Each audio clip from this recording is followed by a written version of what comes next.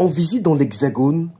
le chef de l'État ivoirien, Alassane Ouattara, a abordé lors d'un tête-à-tête avec son homologue français Emmanuel Macron différents sujets liés aux enjeux politiques et sécuritaires dans la sous-région ouest-africaine selon Jeune Afrique, dont naturellement le départ acté du Burkina Faso, du Mali et du Niger de la CEDEAO sous la contrainte de preneurs d'otages putschistes œuvrant pour des intérêts impérialistes russes-africains. Depuis le 29 janvier,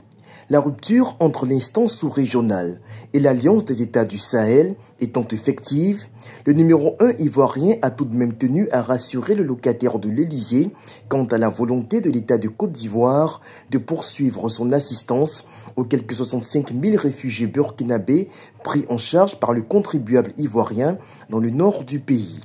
Certes, les agents de la Russe-Afrique établis à Ouaga multiplient les provocations et autres complots à l'encontre de la Côte d'Ivoire. Pour autant, aucune mesure de rétorsion ne sera prise envers ces populations vulnérables, elles-mêmes victimes de la calamité qui s'est emparée de leur pays depuis le 30 septembre 2022.